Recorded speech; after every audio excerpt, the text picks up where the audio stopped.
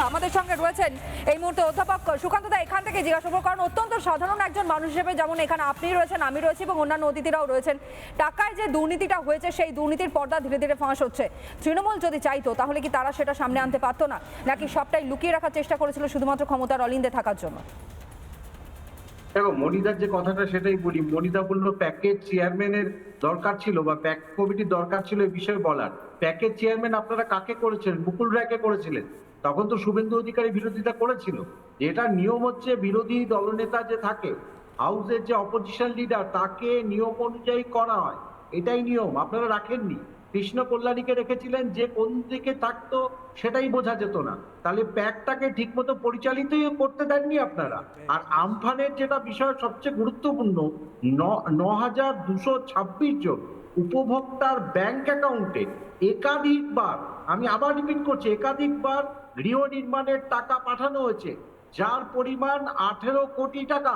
এই 18 কোটি টাকার উপরে। এবং দক্ষিণ চব্বিশ পরগনা, নদিয়া, পূর্ব পশ্চিম মেদিনীপুরে 1,44,175টি ক্ষেত্রে উপভোক্তার তালিকার সঙ্গে ব্যাংকের প্রকৃত লেনদেনের বড় ধরনের অসঙ্গতি লক্ষ্য করা গেছে।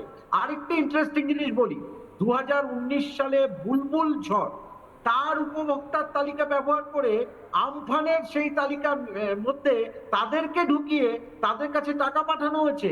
কাদের টাকা এটা? তাহলে ট্রিপল চুরি থেকে শুরু করে আমফানের ত্রাণ দুর্নীতি, এবং সবচেয়ে বড় কথা, কোভিডে যখন মানুষ নাজেহাল, সেই সময় অক্সিজেন প্ল্যান্ট, ভেন্টিলেটরের টাকা সেটা ফেরত গেছে। 2022 সালের মার্চ পর্যন্ত প্রায় 659.28 কোটি টাকা অব্যবহৃত রয়েছে। এর উত্তর তো তৃণমূল কংগ্রেসকে দিতে হতো। কিন্তু আমি আবারও বলছি, তৃণমূল কংগ্রেস প্যাকের কথা বলতে পারে, তৃণমূল কংগ্রেস ক্যাগ রিপোর্ট প্রকাশ করতে পারেনি। এবং বামফ্রন্ট আমলে কি হয়েছিল সেটা আমরা এই বিষয়ে আলোচ্য বিষয় নয়। কিন্তু তৃণমূল কংগ্রেস এই পুরো সময়টায় ক্যাগ রিপোর্ট প্রকাশ না করে সরকারি টাকা নয় করেছে। সরকারি টাকা বলতে গেলে আমাদের খেটে খাওয়া মানুষের টাকা। তো সেই জায়গা থেকে এত ন্যাক্কারজনক ঘটনা আদৌ কোনো জায়গায় হয় কিনা এই নিয়ে সন্দেহ রয়েছে বলে আমি মনে করি। এবং এখানেই সব থেকে বড় দুঃখের বিষয় যে মানুষের আস্থা ভরসা সবটা নিয়েই রীতিমতন ছেলেখেলা করেছে তৃণমূল কংগ্রেস।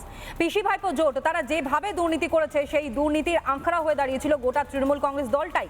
কিন্তু তারপরও কিছু কিছু তৃণমূলীরা তারা কিন্তু বলবার চেষ্টা করেছিল যে দুর্নীতি হয়েছে, কিন্তু তাদের কথা আদৌ শোনেনি মমতা বন্দ্যোপাধ্যায় এবং তার। নানা ধরনের কন্টেন্ট দেখার জন্য লাইক করুন, শেয়ার করুন আমাদের ফেসবুক পেজ, সাবস্ক্রাইব করুন আমাদের ইউটিউব চ্যানেল। পাশাপাশি অন্যান্য ব্রেকিং নিউজের জন্য অবশ্যই চোখ রাখুন রিপাবলিক বাংলায়।